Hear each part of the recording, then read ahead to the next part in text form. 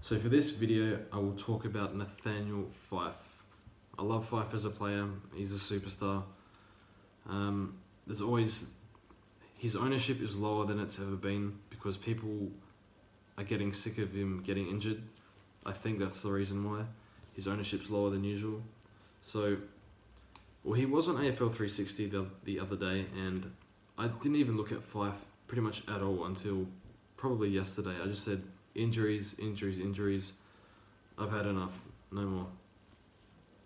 But I'm starting to have a bit of a change of heart, and I'm not sure if it's a good thing.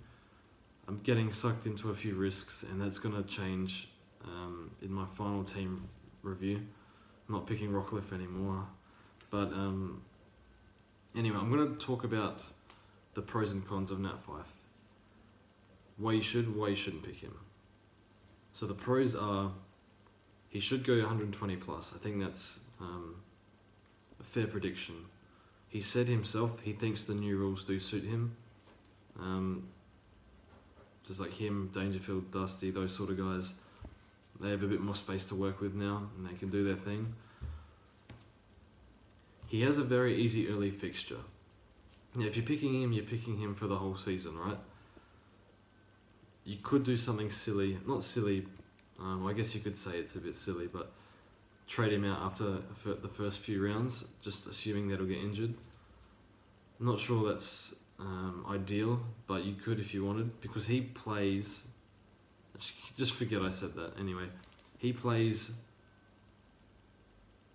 North. His last few scores against North are 164, 139, 126, 141. Average about 137 or something, just a guess. Then he plays the Suns. It gets worse, or better. 163, 140, 157, 151. These are very big numbers. These are Jack McRae numbers from last year. What's the average of 155 or something? So he's got that early fixture, and then he plays the Saints at home. So he's only played the Saints twice in the past 4 years, where he got 126 and 84.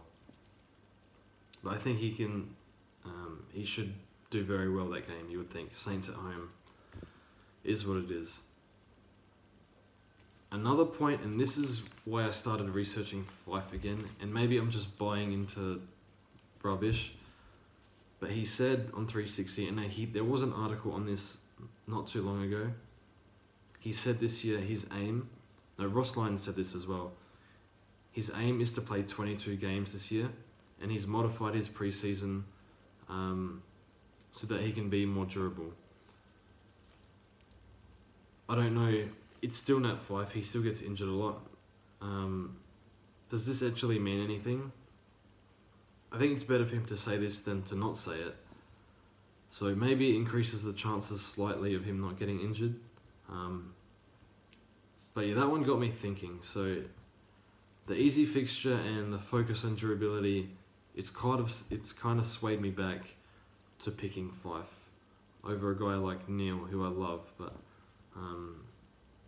he could be a better upgrade target, I'm not sure. That's another story, but I still think Neil's a fine pick. Now I'm going to go through the cons. Okay, well, he's Fyfe, he gets injured. He also gets suspended a fair bit, which is a little annoying. It's always going to be in his game, I don't know why, but it just happens. He's not going to have Sandilands for however long, I'm not sure. Probably, I don't know, the first month or two. I'm not sure the extent of Sandilands' injury, but it sounds pretty bad. But I think that was a while ago now. So I was looking at stats from the past 2 years,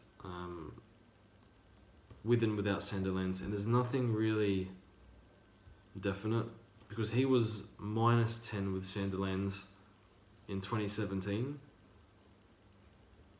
But 2017 was kind of like, the first half he was not very good, the second half he was very good.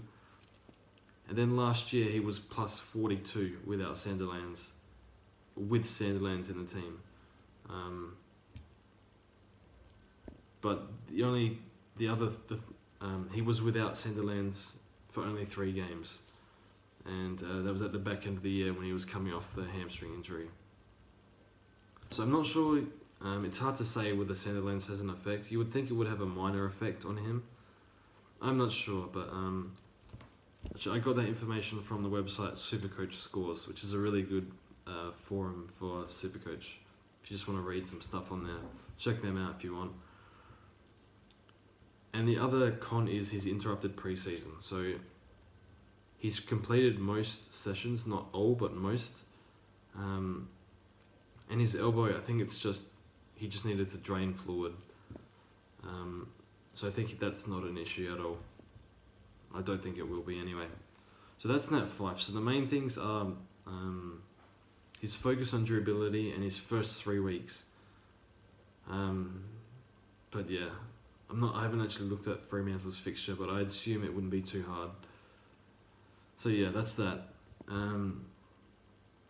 So yeah, I think Nat Fyfe is in my team at the moment. But yeah, anyway, thanks for watching, and not guaranteed though, but final team update will be next week sometime. And yeah, see you soon. Don't take too many risks. Don't get sucked in like me. I'm starting to cool on a few risks, so yeah, it should be good. Anyway, see you later.